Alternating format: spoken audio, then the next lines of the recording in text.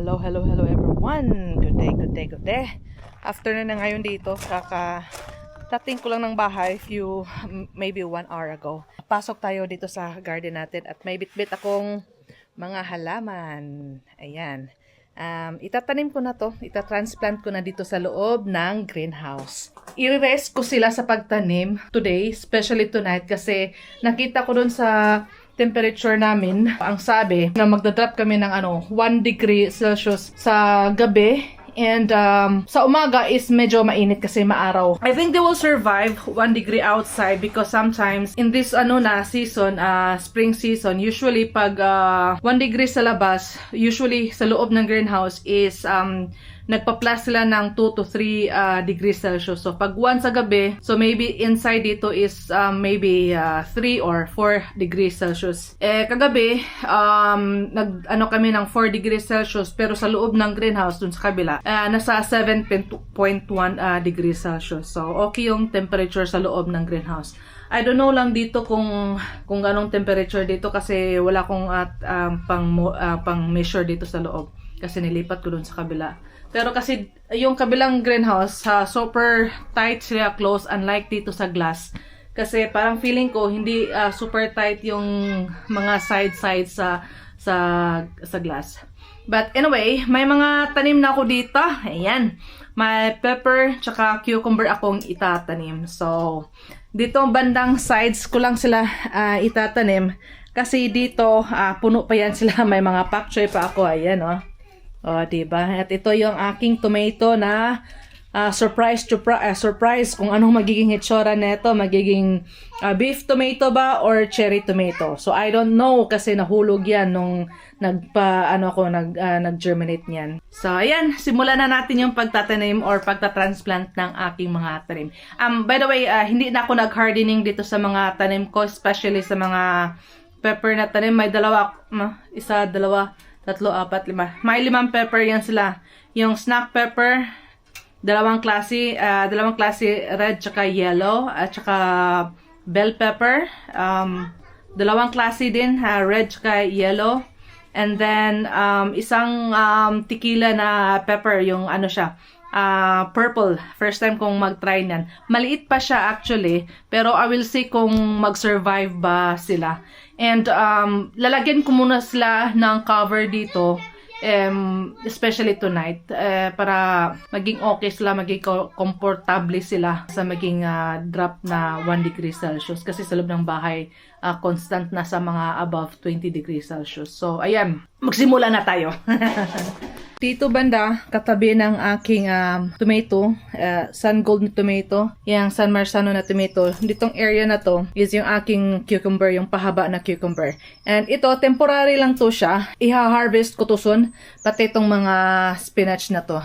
Yan. Pero for now, hinayaan ko lang muna sila bago ko to sila i-harvest. Ito siya, ready na to siya i-harvest. So, dito banda ko itatanim yung aking cucumber na long cucumber. Hindi ko muna tatanggalin to para pangbigay kumot din to sa cucumber.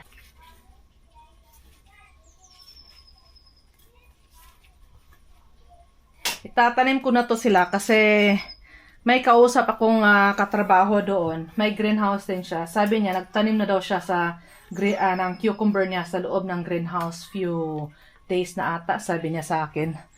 Sabi ko sa kanya, safe na bang magtanim ng mga cucumber? Kasi ang mga narinig ko, hindi pa daw safe kasi malamig, sabi niya. Okay naman daw yung mga cucumber niya sa loob ng greenhouse. Meron na din daw siyang doon. Tomato, kagaya ko, nagtanim na din siya daw. We'll see. Magre-rest ako dito. Pag mamatay ito, may extra pa naman ako doon sa loob ng bahay. Lagay muna natin ang name niya for now. Ayan. So, magiging kumutong salad nila mamayang gabi. Nakalimutan ko palang maglagay ng string ng aking cucumber, yung long cucumber. Uulitin ko yun para makapaglagay ako ng pag-akyatan dito.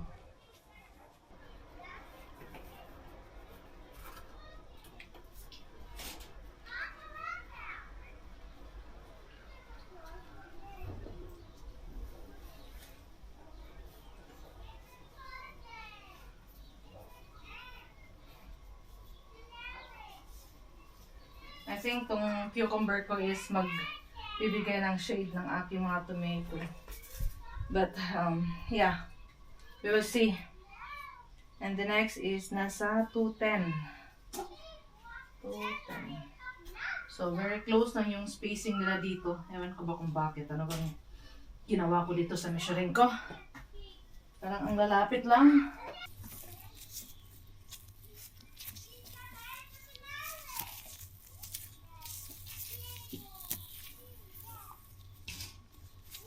Yan.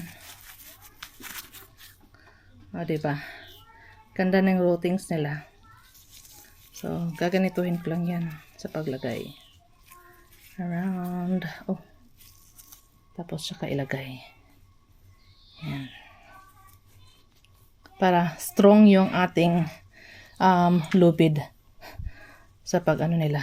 Pag-akyata nila. So, yan.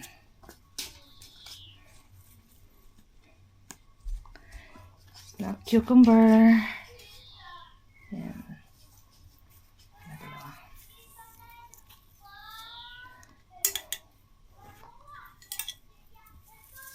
Ito yung aking bell pepper na yellow, California Wonder. Yan. Hindi pa siya masyado malaki actually. Pero, yeah. Ito kasing tanim na to is nag-reset ako dito. Kaya maliit ito siya compare sa iba kong mga tanim na pepper. Kahit na same date ko sila tinanim. Kasi nasubraan ko sila ng bigay ng fertilizer. So, buntik na silang masunog talaga as in.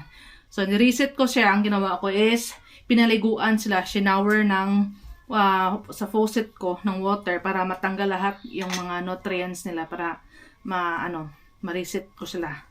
So, 2 weeks hindi ako nagbigay ng fertilizer, pero pagkatapos ng 2 weeks, saka pa ako nagbigay ng fertilizer, pero sobrang konti lang. So, they looks fine now, actually. Nag-growing na yung ibang seeds nila. So, yan, pag nakikita nyong sa likuran, ganyan yung mga dahon nila dati. As in, nagva-violet, tapos nag-yellow. Pero ngayon, may maganda na yung dahon nila. So, yung next is yung red pepper. Matatamaan yung aking mga radishes dito banda. Pero, okay lang, marami naman akong radish doon sa kabilang greenhouse. Yan. Medyo malaki itong tanim na to na bell pepper kasi ito hindi na tamaan ng hindi ko nalagyan ng masyadong fertilizer. Tatanggalin ko muna tong perlite dyan banda kasi gagamitin ko yung pang topping sa taas. Very healthy yung roots na nila. So, yeah. Malilipat na sila sa kanilang permanenteng bahay. Yan. Push ko lang para mag-contact yung mga soil sa ilalim. And more perlite irrigation. Pampaganda din ng kulay. California Wonder. Yan. Always remember yung name tag. Para hindi malito si Mama Che. Oh, hindi ko matamaan yung aking radish. So, that's fine. Maliit pa yung tequila. Maganda yung pangalan tequila eh. Tequila paprika. Nagkaka-aphids din to sila sa loob ng greenhouse, sa loob ng bahay. Very common na disease sa loob ng bahay, yung indoor plant magkaka-aphids.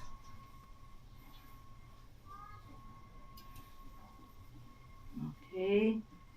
So, very lucky talaga yung aking mga radish, hindi sila natamaan. So, snack pepper na red. Andito banda. Hindi ko napakita yung roots nila. Hindi masyado develop yung roots.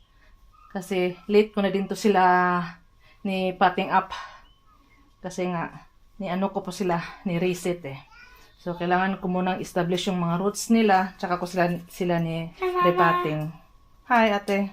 My mommy is planting tomato. There these are some sort of plant. Yeah, det är risa. And they had it pepper. Wow, these are. Naririnig ako sa mga bata na nagsasalita ako ditong mag-isa. So, alam na nila na nag-video ako. So, check ko lang kung may mga aphids pa ba. Otherwise, pipirisin ko sila. Papakita ko yung roots dito sa isang pepper na to. Ayan. Hindi pa masyado develop yung roots nila. Pero, alam kong nag-grow sila. Kasi may mga roots na dyan banda sa labas. Na nirepotting ko sila noong 24 ng March. So, yan ang last na repotting ko dito sa sizes na ito. Ayan. So, happy ako at nabuhay sila. Hindi sila namatay after na ni-reset ko sila. Ayan. Tapos na akong magtanim dito.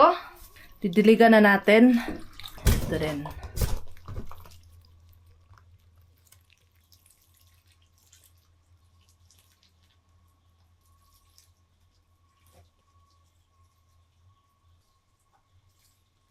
May natira pa akong cover dito. Medyo mainit pa ngayon, nasa 10 degrees Celsius, pero kakaviran ko na sila now para hindi ko sila makalimutan mamaya. Baka ako'y tatamarin at hindi na ako makalabas dito para i-cover sila. Kasi lalamig pa mamayang gabi.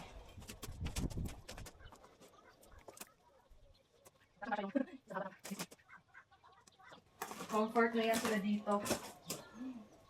And dito naman sa kabila kong raised bed, nakatanim na dito yung aking mga tomato sa outer area. At ito din siya, yung marigold na tanim. And i-harvest ko din to sila soon, yung aking mga tanim dito. May tomato na rin ako dyan. Nagbibigay to ng kumot ng aking tomato dito sa taglamig na gabi. Ayan, meron pa dyan. And ang plano ko dito is, sa likuran is yung okra. I think 5 okra ata. Tapos, sa dulo dito is eggplant. And tingin muna tayo dito sa kabila kong raised bed. I-check lang natin kung ano yung hitsura ng ating mga pepper. Yan. Uy, may nagtatrabaho na doon, oh. Yan. Yung bugs, sila yung kumakain ng aphids. Hindi ko pa lahat na itanim dito kasi nag-o-observe pa lang ako. Walang cover to sila sa gabi. Pero I think I will cover them tonight kasi magwawan nga. Pero I will see. Maybe just one night hindi ko sila ika-cover. And dito naman banda, ito yung first na tanim na tinatransplant ko dito na pepper. Hindi pa sila nag-growing pero hindi namatay. May mga maliliit na dahon pa dyan and their looks very healthy naman. No signs of disease, no signs of cold burns or frozen burns. And may iba din ako dito naglagay, nag-experiments din ako para sa protection nila sa gabi. 4 lang yung ganito ko, kaya limited lang. And pinapriority ko lang yung bagong transplant na pepper, bell pepper, at saka yung eggplant ko dito banda. Ito yung Filipino na eggplant ata. Yeah. Filipino eggplant yung pahaba, 2. And yung aking ampalaya. Ni-transplant ko na dito yung aking ampalaya. Ampalaya din yan siya. Mahaba na kasi to siya doon sa loob ng bahay. Kaya ganyan na yan siya. So, mahaba, mataas na. So, ikakabira lang natin to. Kasi lalamig pa mamayang gabi. Yun lang yung mga activity ni Mama Che for today. Yung pagpa-transplant ng mga tanim. And actually, this year talaga is super focus ako, or what we should say, focus talaga ako na kailangan kong ilista lahat ng mga ganap ko dito sa garden. Kung kailan ko sila nag-start ng sowing, kung kailan ko sila ni transplant, kung anong weather sa loob ng greenhouse. Para next year, makapit ko sila at may pattern ako every year kung ano ay yung gagawin. Last year, nag-transplant ako ng mga tomato around April din siya. I think April 1. And then, yung mga pepper ko is, nilagay ko sila sa loob ng greenhouse, May na, 1st of May. But this year, tinatry ko silang i-early. Kasi mainit kasi sa during daytime, lalo na pag may araw. Kahit na yung cloudy yung weather dito sa loob ng greenhouse, umaabot ng 20 degree plus yung init dito. So I think they will be fine as long as hindi frozen outside or dito sa loob. So siguro matagalan yung pagtubo ng mga pepper, especially yung mga pepper kasi hindi mga warm plant yan sila very sensitive yan sila sa lamig. Unlike sa tomato, I think yung tomato is very strong siya compared sa pepper na plant.